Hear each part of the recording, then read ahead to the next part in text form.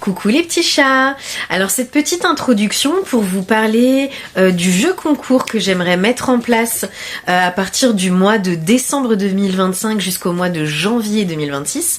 Donc ça se terminerait fin janvier 2026 et l'idée c'est que vous puissiez gagner une guidance privée et gratuite avec moi. Donc les 3 conditions à remplir, déjà première chose ce serait d'être abonné bien évidemment. Deuxième chose ce serait de liker la vidéo et troisième chose de commenter je participe. Alors vous pouvez liker et commenter toutes les vidéos que vous souhaitez. Tous les likes et tous les commentaires seront pris en considération et je ferai à la fin du mois de janvier un petit tirage au sort et comme ça je sélectionnerai une personne spécifique à laquelle je pourrai faire une guidance privée, une guidance gratuite. Donc voilà, dites-moi dans les commentaires si ce petit jeu vous plaît, si ça vous parle. Là, étant donné qu'on est au mois de décembre et que ce sera jusqu'à fin janvier, n'hésitez pas voilà, à mettre un petit smiley de Noël, un petit smiley hivernal, histoire d'égayer un petit peu la chaîne. Et voilà, n'hésitez pas également, je le rappelle, hein, à vraiment aller voir quel est votre ascendant, quel est votre signe lunaire, votre signe vénusien, s'il s'agit de guidance plutôt sentimentale, parce qu'à chaque fois, c'est vraiment des éléments qui vont affiner un petit peu la guidance, et parfois, moi je sais que personnellement, j'ai des guidances qui vont plus me parler lorsque c'est mon signe vénusien, lorsque c'est mon ascendant, donc vraiment, dès l'instant que ça parle de signe astrologique, n'hésitez vraiment pas à aller voir les autres vidéos parce on pense uniquement à notre signe solaire, souvent c'est le signe qu'on connaît le plus, mais véritablement dites-moi aussi dans les commentaires si vous le faites et ce que vous en pensez, parce qu'en général on a des belles surprises en fait et le message est vraiment plus affiné, on a d'autres éléments qui viennent et puis parfois notre signe solaire ne nous parle pas pour une guidance et c'est le signe lunaire qui va plus nous parler, plutôt notre ascendant, notre signe vénusien. Donc vraiment je vous encourage à gratter un petit peu, à aller voir sur internet comment on calcule tout ça. Parce que je pense que ça va vous apporter pas mal de messages. Et encore une fois, même chose si vous avez tous ces éléments-là pour votre autre, pour la personne à laquelle vous pensez lorsque vous regardez la guidance, ce sera encore plus affiné. Donc je vous invite à aller voir tous ces petits éléments-là. Et puis bonne guidance en tout cas, profitez-en bien. Et n'hésitez pas à me dire dans les commentaires si ça vous parle. Coucou amis Lion pour cette guidance du mois de décembre. Alors, petit message de l'oracle de la lune qui vous dit « Ne laissez pas votre orgueil vous empêcher de réussir ». Donc il y a peut-être un message aussi à ce niveau-là pour ce mois. Est-ce que ces derniers temps vous êtes laissé porter par l'orgueil plus que par l'amour? On va le découvrir maintenant et on va commencer à s'interroger sur l'état actuel de votre situation amoureuse déjà. Ah, oula, beaucoup de cartes. Quel est l'état actuel de la situation amoureuse des lions? Quel est l'état actuel de la situation amoureuse des lions en ce mois de décembre? Quel est l'état actuel de votre situation amoureuse? Alors là, on a la carte des valeurs et de la croyance qui vient de sortir. Et en dos de deck, nous avons les communications, les échanges, les nouvelles. Donc là, ce que j'interprète, c'est que vous croyez justement en la valeur de la communication, vous croyez certainement au fait de pouvoir expliquer ce que vous ressentez, de pouvoir parler, échanger avec l'autre, entretenir peut-être le lien via les messages, via les nouvelles technologies, les communications, et que finalement vous pensez que c'est quelque chose d'important et que grâce à ça, votre relation va pouvoir continuer de prospérer, entre guillemets. Alors même si en dos de deck, quand même, nous avons les influences négatives, peur, destruction, donc des cartes un petit peu négatives. Donc peut-être que justement ici, au contraire, on vous dit que vous avez peut-être la croyance que le fait d'avoir des communications via les réseaux, des communications un petit peu lointaines, justement, ça va pas être quelque chose de bénéfique dans votre relation sentimentale, que peut-être que c'est ça, ces différences, cet aspect, cet aspect, on communique de loin, on s'échange des nouvelles, mais on ne se voit pas. Alors, est-ce que vous croyez que justement vous allez être dans la réussite vis-à-vis de ça, ou au contraire, vous pensez que c'est tout à fait négatif et que ça va détruire justement certaines choses? À vous de voir comment ça résonne dans votre situation. Je pense que déjà pour les uns, ça va être justement ce côté positif. Oui, la communication, que ce soit de près, de loin, peut tout changer. Euh, et pour d'autres, justement, ça sera l'inverse. Ce sera ce côté, au final, on ne se parle que de loin, on n'arrive pas à se voir, et c'est ça qui gâche notre relation. À voir un petit peu comment vous interprétez les choses. Je pense que ça dépendra des personnes qui vont regarder cette guidance. Alors là, on va pouvoir s'interroger sur quels sont vos blocages dans cette situation. Alors, quels sont vos blocages? Oula, ça parle pas mal. Alors, là, on a la tristesse, la mélancolie, la violence, l'agressivité, l'invitation et une période d'attente. En dos de deck, nous avons période de rencontre. Ok. Trahison, mensonge, déception. Et derrière, période de deuil, ok, on a quand même quelque chose, influence négative. On est encore sur quelque chose de négatif quand même, hein. Il y a des influences et on a encore, voilà, on retrouve les peurs, les déceptions. Donc, qu'est-ce qui va vous entraver? Alors que vous ayez justement des communications de près ou de loin, à mon avis, peut-être que vos dernières communications, que c'était des communications via les réseaux sociaux, via le téléphone ou quoi au caisse, ou alors en visu, à mon avis, la dernière fois que vous êtes parlé, il y avait plutôt de la tristesse, peut-être même pour certains de la violence, de l'agressivité, et que là, certainement que ce soit vous, que ce soit l'autre, je pense que l'un comme l'autre, vous hésitez justement à envoyer une invitation. Je pense que là, on a période d'attente. Vous laissez un petit peu passer du temps pour justement que ce soit vous, que ce soit l'autre personne, qu'elle puisse se remettre de vos dernières communications justement, qui ont été plutôt houleuses, j'ai l'impression. Donc je pense que vous ou l'autre veut lancer une invitation, veut peut-être se rattraper parce que il y a eu quelque chose vraiment de négatif. Mais pour le coup, vous laissez vraiment une certaine période de latence pour que les esprits se calment un petit peu, que la situation s'apaise un petit peu, afin de pouvoir revenir justement avec cette invitation. Et encore, je pense que c'est comme ça qu'on peut interpréter période de rencontre, en fait, avant de vous revoir en vrai, donc autrement que par les communications, ou même avant, dans tous les cas, de reprendre contact. Vous avez besoin de cette période de latence parce que très certainement qu'il y a eu des trahisons, des mensonges, de la déception. Peut-être que l'un comme l'autre, vous êtes là actuellement dans une phase de deuil. Peut-être que ce soit l'un ou l'autre ou les deux, vous êtes à vous dire que voilà, cette relation elle est terminée. Il y a eu trop de souffrance, trop de blocage, et donc vous êtes dans une période de deuil. Vous voyez les choses de manière très négative. Voilà, peur, destruction, c'est vraiment vous êtes vis-à-vis de votre autre là vraiment dans une situation qui n'est pas bonne du tout, mais on sent que il y a l'un comme l'autre, je pense, hein, vous laissez le temps avant de reprendre quelque chose, de vous revoir, de reprendre des communications, de reprendre quelque chose de plus positif. Vous vous dites que le temps va apaiser les blessures, je pense. Quelle peut être votre force? Quelle va être votre force dans cette situation? Alors, décalage énergétique. Ok. Alors peut-être que justement la force que vous avez, c'est que vous n'en êtes peut-être pas au même stade l'un que l'autre. Peut-être qu'il y en a un justement qui est plus posé. C'est peut-être la personne justement qui est dans l'attente, dans la pondération, qui attend pour une invitation. Peut-être qu'il y en a une qui a subi justement toute cette violence, cette agressivité, etc. Et l'autre qui est dans un état d'esprit peut-être un petit peu plus apaisé. Et justement, ce décalage fait que que plutôt que de monter dans l'escalade de la violence ou quoi aux caisses, bah il y en a un qui tempère un petit peu les choses pour que justement ça puisse reprendre de manière positive.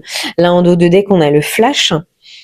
Donc est-ce que justement ça va apparaître à l'une ou l'autre de ces personnes? Est-ce que c'est vous? Est-ce que c'est votre autre? Peut-être que au moment de tout ce qui est tristesse, agression, etc., les deux étaient dans le même état d'esprit et que là finalement il y a un décalage qui se crée.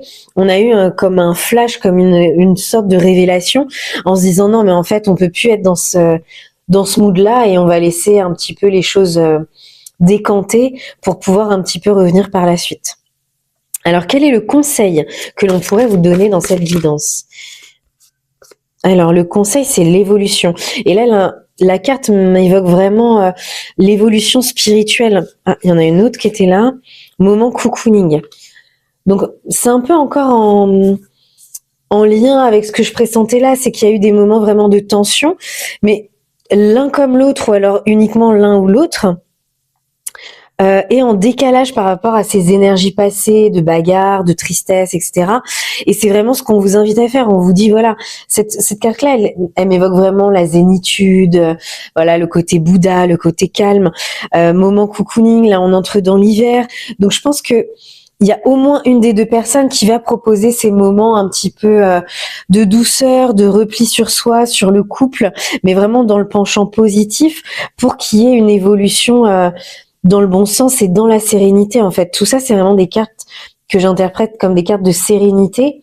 Donc, c'est vraiment le conseil qu'on vous donne. Hein. Et c'est vraiment en décalage avec ce qu'on voit là, la tristesse, la bagarre. Voilà, dans cette situation, il faut vraiment faire preuve de foi pour y croire, jouer sur tout ce qui est communication pour garder le lien, parce que sinon c'est compliqué. Donc là, on va vraiment à l'encontre de tout ça. Moment cocooning, ça fait un petit peu aussi, s'il y a des retrouvailles, que ce soit vraiment des retrouvailles dans la douceur, et s'il n'y a pas de retrouvailles possibles, que chacun de son côté soit dans cette période hivernale justement vers ce repli sur soi, vers cette introspection, cette recherche de sérénité, de bien-être. En dos de deck, on a la solution. Donc encore une fois, je pense que on vous dit que c'est la solution à ces problèmes-là, et c'est le rêve, l'espoir que vous avez de trouver des solutions dans cette situation-là. Là, on aurait tendance à vous dire que c'est devenu une habitude, une routine, ce côté bagarre, ce côté tristesse, et il y a comme une espèce de lassitude vis-à-vis de tout ça. Et on vous appelle vraiment à être en décalage avec ce que vous étiez auparavant, pour vraiment vous tourner vers quelque chose de beaucoup plus calme et beaucoup plus doux. Donc c'est le conseil vraiment qu'on a à vous donner pour l'instant. Quelle pourrait être l'issue possible de cette situation si justement vous suivez tous ces conseils-là? Quelle peut être l'issue la plus probable dans cette situation? Quelle peut être l'issue la plus probable? Oui, trop de cartes, on va pas les prendre.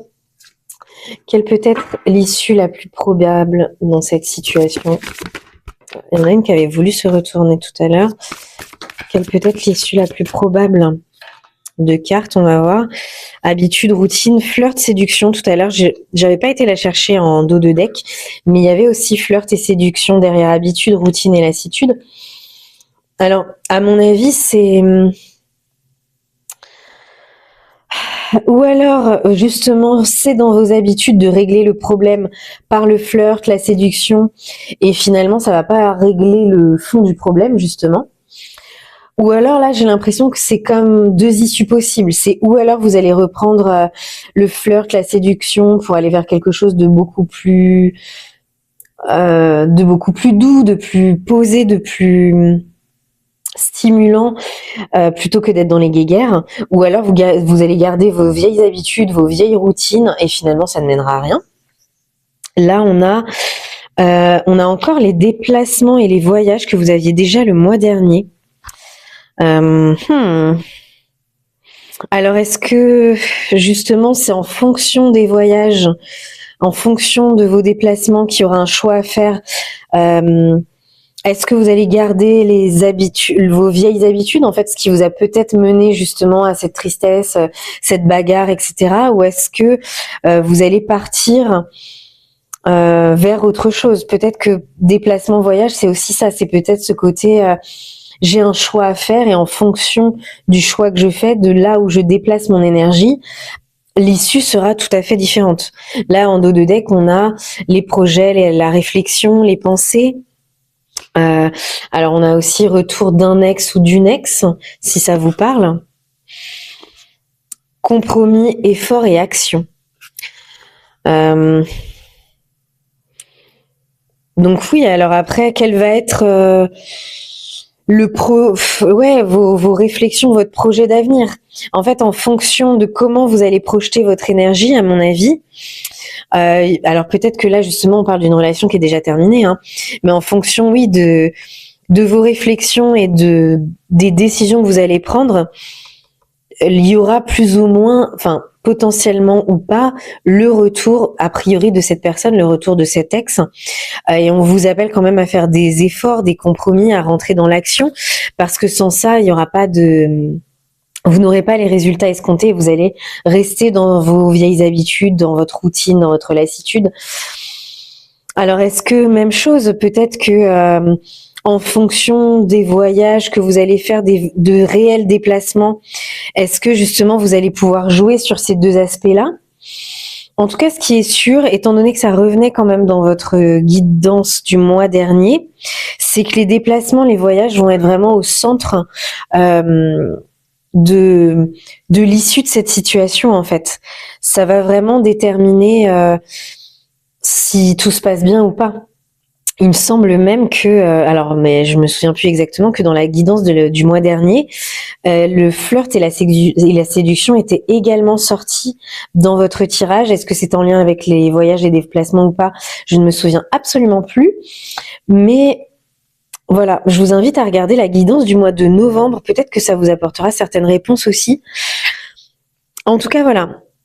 Je pense que si on nous parle de retour d'un ex, d'une ex, c'est peut-être que oui, effectivement, quand il y a eu toute cette bagarre-là, toute cette amertume, cette tristesse, etc., il y a peut-être eu une séparation. Mais là, la guidance tend vers quelque chose de temporaire, en fait. Là, on vous dit que c'est une période d'attente vis-à-vis d'une invitation. Donc, en fait, il y a quelqu'un vraiment qui va essayer de tenter un retour un peu plus apaisé, mais on vous dit attention, tout n'est quand même pas gagné. Il va falloir vraiment réfléchir à ce que vous allez mettre en place.